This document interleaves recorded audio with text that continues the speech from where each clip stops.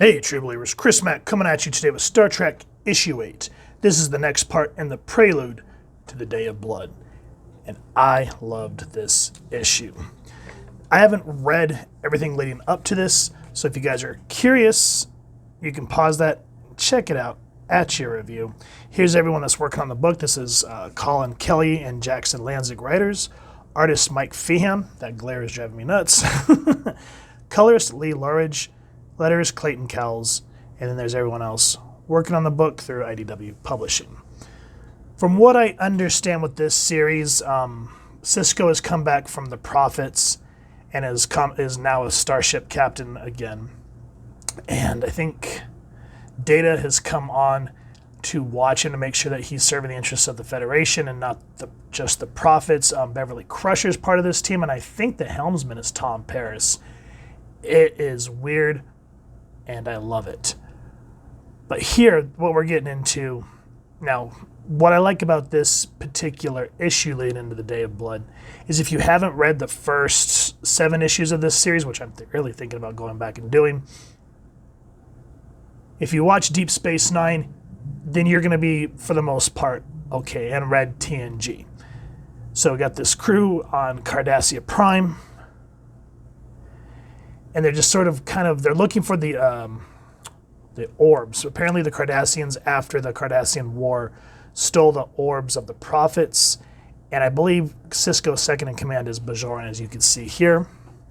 And Sisko is being held trial for the Cardassian Wars and the deaths of almost 800,000 plus Cardassians, which it was war, but we all know how the Cardassians are. Data's saying that the ship has found this place called the Grave of the Prophets. And you know how I usually complain about dialogue like this? Yes, it can be a bit reading, but if you remember Star Trek, there is action. But what made it special is the characters and their interaction. So yeah, there's going to be a lot of dialogue. Now, what happens is Data saying, I don't feel comfortable leaving you here. Sisko saying to go be the captain of the ship while he's gone. He goes, Captain Sisko, my original task was to provide grounded perspective and insight into any such actions of yours that seem motivated by paradimensional influence or control. It's been a great relief to me to see that I have not seen any such actions on your part to qualify within those parameters. It is this choice that I do not understand. Your ship needs you, and instead you're choosing to stand trial in the court of your enemies. And they really caught Sisko's image. And I really liked when he finally shaved his head and got the beard. When he first came on the scene with kind of that short kind of military crop and he had the baby face, it just didn't work. I like how they made him look more in the show, how he started to look more gritty as the Cardassian War was imminent. And it made him look more seasoned. And I'm glad that they kept that style here in the comics. Anyway, he says, this is a matter of faith, Commander. Not faith in the Prophets, not faith in it's faith in our allies. They were late to their realization, but the Cardassians ended the war at our side. Their rejection of the Dominion is what saved the Alpha and Beta quadrants, and it cost them everything. And whether I like it or not, I did have a hand in that. I stood on this planet, I smelt the bodies, and I knew deep down this day would come. This is not something I do as emissary. I do this as Captain Benjamin Sisko. Cardassian justice may be harsh, but for my part in this war, they deserve to be heard. And so do I. And then, spoilers if you've not read this, so if you don't want to be spoiled, pause this video, go get this book, and come back. And you're back. His civil defender, Garrick. Oh boy. And I love how he's just like, is that a smile in your voice, Captain? I can't imagine why. Happy to see a friendly face. You know better than most, Captain. The friendliest face can be the most deceptive. Now, Garrick's saying, if you want to survive this, you have to trust me. And for those of us that have read, we know how Garrick can be. So let's just keep that in mind. Now, Data's saying that he wants to go with the away team to try to find these orbs in this it's kind of like a Bermuda Triangle, essentially. Like starships that go in there do not go out. So they're trying to figure out how they can go in with not using, not warp, what's the impulse power. And Jake, surprisingly, Jake finds a solution. Now, there's a scene here. I can't remember what the name of the episode was, but they look at the way that they use solar. The TV episode Deep Space Nine, where Jake and Benjamin use these solar flares to go on a quote-unquote boat cruise. That particular issue to me was boring, but the fact that they kind of used it here in this essence so they don't have to use the impulse engines or the nacelles, it's a really cool idea. And of course, Tom Paris saying, "Maximum cell, aye aye, sir." Of course, that's going to be Tom Paris. And I think that's him. Now, come on, there's a scene with Data and Beverly that I wanted to get to. Hold on, I may have skipped it. I may have not skipped it. Because this is the, I haven't missed it yet. Okay, phew. I didn't want to start flicking. Because these next few pages is, Cisco being on trial, and the prosecutor on the Cardassian side is an ex-Vorta. And I don't want to get into it. It's a little lengthy, but you can see how the Cardassians are angry. But you can kind of see how the narrative through the years after the war has been twisted as the Cardassians and Romulans do. And the defense gets 30 plus witnesses while Cisco gets 1. That makes a really good argument. And if you're not sure what type of animal this is the Jem'Hadar. They were the ones pre-Cardassian War that were being controlled by the Vorta through the white, which was essentially like heroin or cocaine or whatever.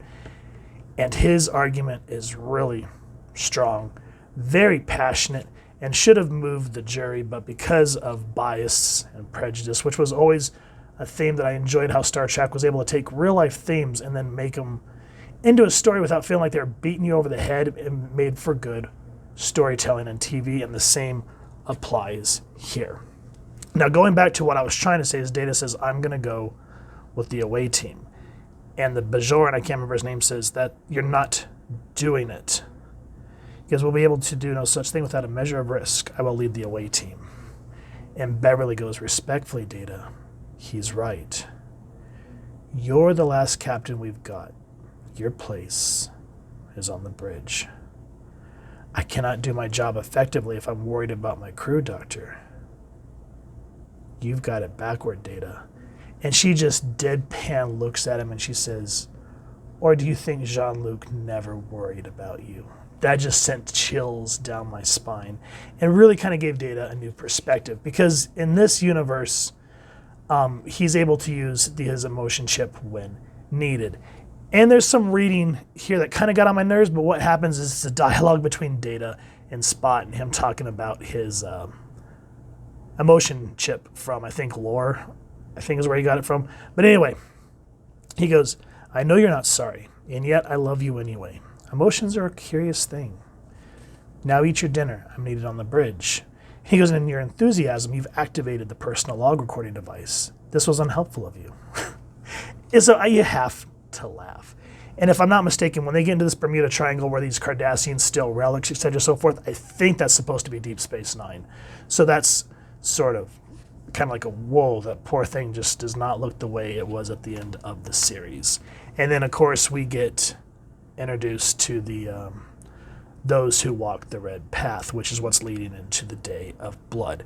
And we saw these type of priests, whatever you want to call them, cultists, in the free comic book day of the Day of Blood. So I'm interested to see what these corrupted Klingon Kahless worshippers are going to do. The artwork, for the most part, is serviceable. I found it to be a little bit better than the Defiant book that we went over. But just seeing Garrick and Cisco together, and then seeing the interactions with Data and Beverly Crusher and Tom Paris, that was good stuff. I do kind of wish that in some capacity we could have seen Bashir, at least, because the friendship that him and Garrick had was always so fun, the way that they would stab off one another.